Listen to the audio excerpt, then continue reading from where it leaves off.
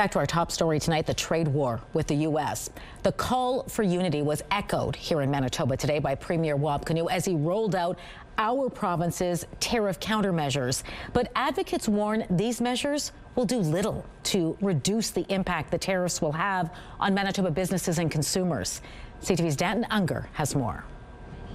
And it's a scary time. U.S. tariffs are weighing heavily on Stephanie Moran-Robertson and her family. I have 2 young children, and my daughter actually asked me just the other day, if Canada was a safe place to live. On Tuesday, Trump made good on his threat to slap 25% tariffs on all Canadian goods heading south of the border, causing frustration and uncertainty here in Manitoba. Everything is going to go up. Everybody's going to lose. It's really sad.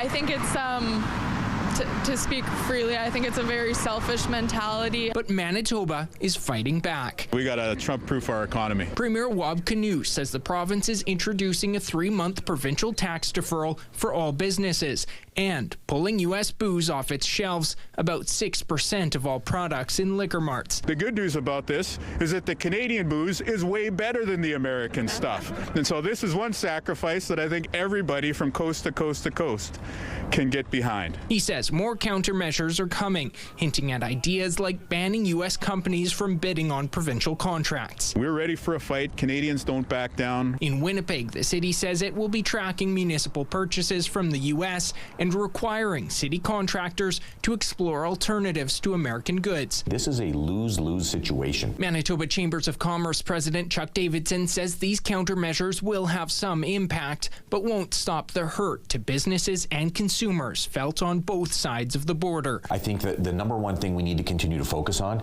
is we got to get back to the table.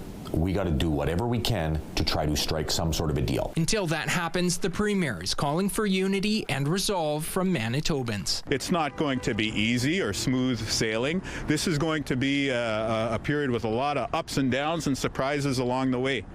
But we will persist.